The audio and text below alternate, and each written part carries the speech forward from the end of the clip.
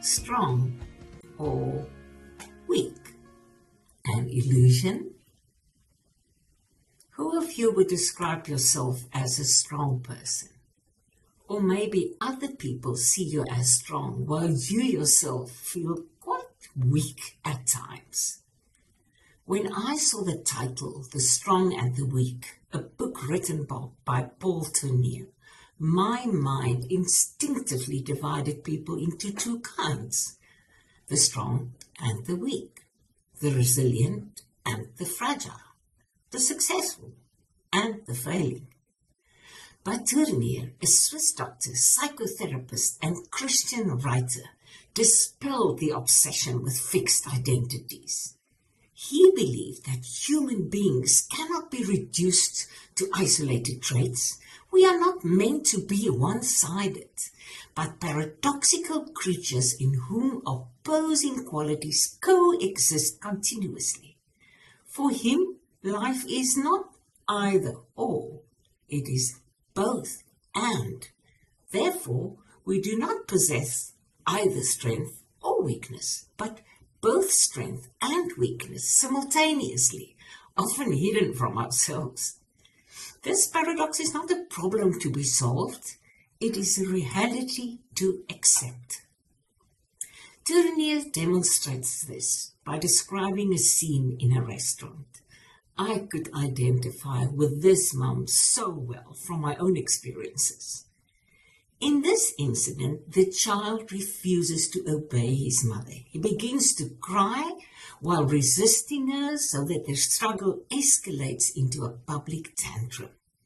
At first glance, the power relationship seems obvious.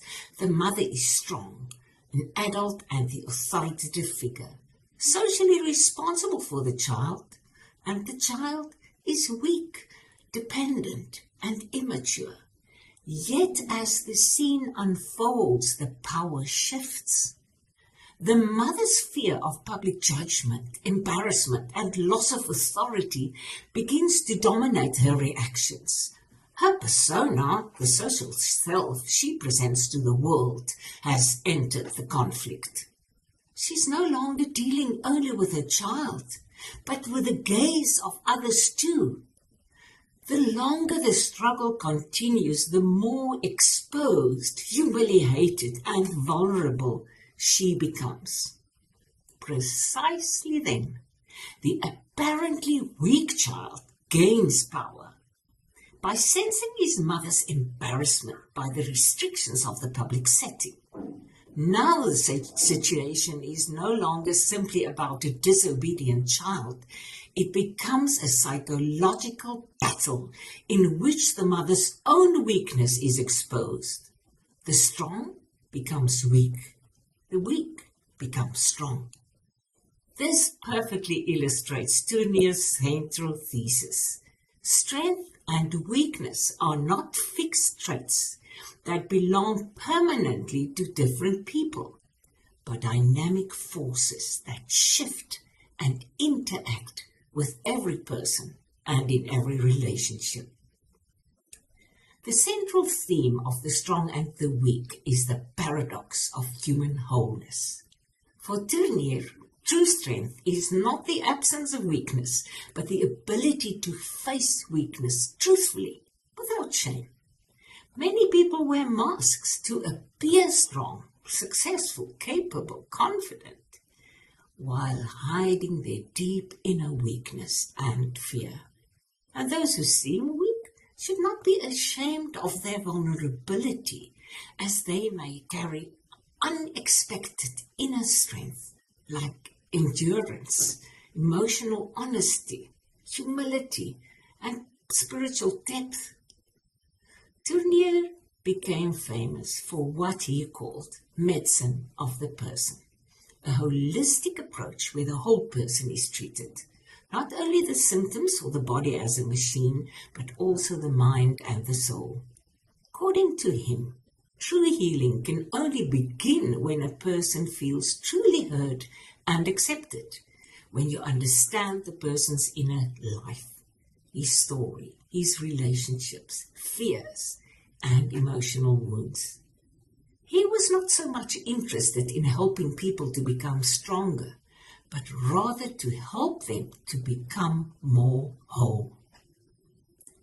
Tournia's message is that personal growth towards human wholeness begins when we're willing to take off our masks, stop pretending to be strong, and allow God to work through our weakness.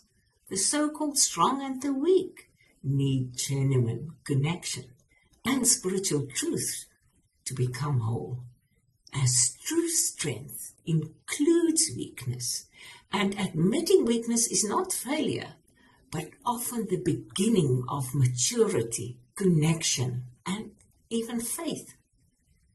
Freedom comes not from becoming stronger, but from honestly facing our weakness and discovering that we're still loved and valuable, still capable of connection. Healing and maturity happen through honest relationships, vulnerability and openness, and what he calls personal encounters, where people meet each other sincerely, take off their masks, and feel free and safe to say, "This is who I really am." In conclusion, the strong and the weak changes the way one sees human nature. Human beings are not problems to be solved or categories to be labeled, but paradoxical creatures to be accepted.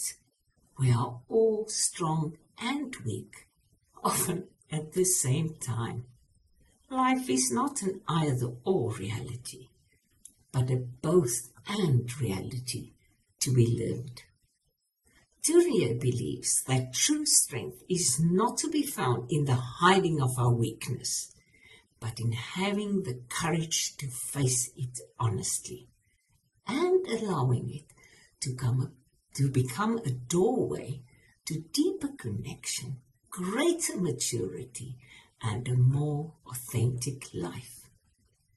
In the words of the Apostle Paul, "When I am weak, then I am strong."